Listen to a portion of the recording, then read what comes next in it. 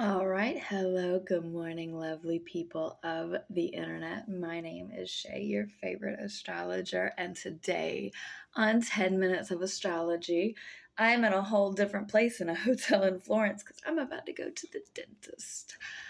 What fun. Anywho, we are going to be talking about Mars and Sagittarius in 2030 run. Remember to press every single button for yours truly. Let's get started. Approximately August 25th, Mars goes into Sagittarius. Approximately September 12th, it sextiles Pluto retrograde in Aquarius at approximately 11 degrees. What does this mean? Well, sextiles are beautiful things. Let's start with Mars, though, since that's what this video is about. Mars is action, war, determination, and work ethic. In Sagittarius, it is pop off at the mouth, do what you want. We're lucky. We're here to have fun. Let's have a good time. Let's be not quite as random as an Aquarius, but also we live in our world. This is what we want to do. If we have to be here, then we're going to do what we want and party. So that is Mars. Now, Mars in Sagittarius isn't the traditional work ethic. It is, I am going to work for what I want, what's going to make me feel good. Where can I have fun? What can I do? It's not really selfish. It doesn't care. It's not, super concerned about hygiene. It's not super concerned about other people. It's not really concerned about anything. It's just, if I'm going to be here, I'm going to do what I want. That is sextile Pluto, which is sex, death, transformation, and reincarnation in Aquarius. Random energy for friendships, the biggest picture you can think of, and for the collective. So your I want to do what I want jives with the collective that's random. And the random collective transformation in society is jiving with you're going to do what you want.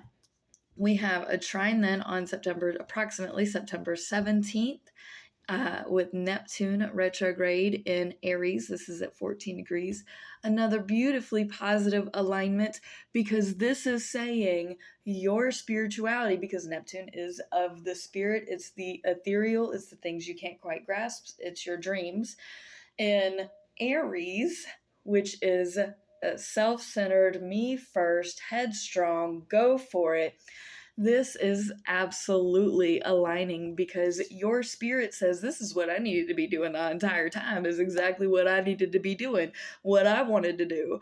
And what you want to do is aligning with your spirit because it's like God or spirit, whatever you want to call it, is looking down and saying, this is for you. This is what has been needed this whole time, is to not put so much stock into whatever it is that you're doing, and to not, it's not that we're saying don't care, because Sagittarius is do not care. What this is saying is the emotion and the intensity that you've been putting into getting and acting in all of these different ways, it's not that big of a deal. Don't take life so seriously. This is what you've been waiting for, is to do for yourself so that your spirit feels free, because Sagittarius absolutely needs freedom. And with Neptune and Aries, it's my spirituality. So my spirituality, my healing journey, my connection with the greater power doesn't need to be that serious. If you believe that God is an all-loving being and encompasses love, then this for you is like, I'm doing my best. I've been doing my best. And you know what? Even if I fail sometimes, whatever. We're not going to let it bother us. And remember, Aries is very quick to anger, but also quick to forget. And in this scenario, it's saying, so is God. When you do the wrong things, quick to anger. When you do the right things, quick to forget the things that made it angry. So this is a positive alignment. We have on approximately the 26th an inconjunct to Chiron in Taurus. Chiron is healing in others that which you cannot heal in yourself. And Taurus, it is the creature comforts, it's your home life, it's your values, it's somewhat finances. So this does not align, but I like it. I'm going to tell you why I like it in this scenario, because we have learned not to take things that seriously so far with Mars and Sagittarius. And with Chiron, it's been trying to heal our homes and clean our homes and, tend to the pets and trying to heal our external environment. And this is saying you're always going to have those projects, those priorities, those responsibilities, and these things that you don't want to move away from. And it's okay to not take all of this that seriously. It'll be there when you get back. It might be worse when you get back, but that's okay. That's okay. Don't take it so seriously. However, because you've been trying so hard to keep your environments clean and tidy and together and comfortable and and it just never will be, just to accept, you know what, at some point that's okay. And this isn't necessarily some place where you learn that. It's a place where you just kind of finally accept that this healing journey has just been to show us not to take it seriously, because we're only here for a limited time anyway. If you're going to have headaches and if you're going to have anxiety and if you're going to have stubbornness about these things around you, at what point is it healed? At what point is it fixed? It's not.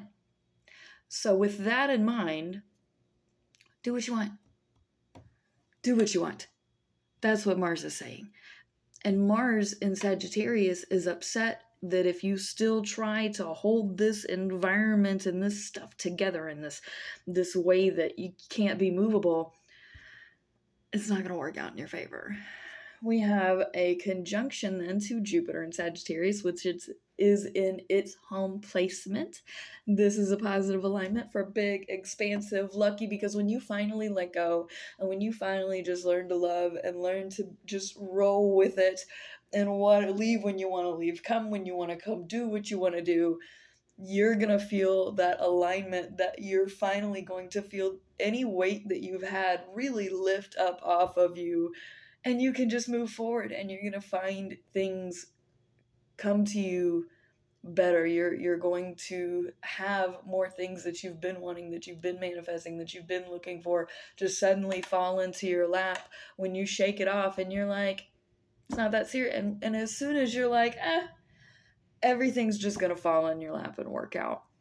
At the same time, we also have an opposition to Saturn in Gemini while we have this conjunction that's going to be between 22 and 23 degrees. So remember, I don't like Saturn in Gemini because that is the right thing to do in structure in Gemini, which is completely unstructured every which way, every kind of direction, mental chaos, which does not align. So, but this is an opposition, which is either good or bad. It's either going to work out in your favor or it isn't. This is where you make your decisions.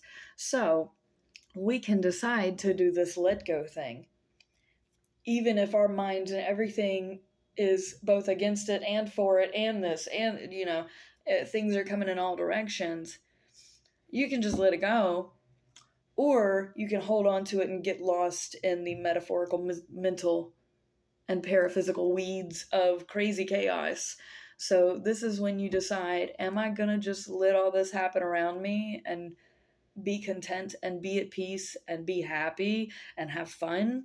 Or am I going to get lost in it? And is this my priority to sort all of this random out? You're not going to be able to. So I highly recommend it's time to just shake it off, move on, have fun with your life. We also have an opposition around this same time at 27 degrees retrograde in Gemini. Now Uranus in Gemini has been crazy chaos in all directions. I've been talking about it. And it's a similar decision. Do you want to get lost in the crazy, creative, random chaos? Or do you just want to let it go and have fun? This is your decision. This is your time to say, am I going to get sucked into this? Or am I just going to be like, you go ahead. You have fun. Have fun with it. because if you're gonna do it, have fun with it at least. Then Mars goes into Capricorn approximately October 10th. I was trying to put those two words together. 2031. Thank you so much for watching 10 Minutes of Astrology with Shay. Remember to go to my comments for any housekeeping that I have about this series, the playlist to this series, my where I put everything in chronological order based on the time period it's happening. I also have my eBay link down there now. Please press all the buttons for me. If any, at minimum, it gives me motivation right now. I am about to go to the dentist. So, what fun. Peace out, fam. Much love. Take care.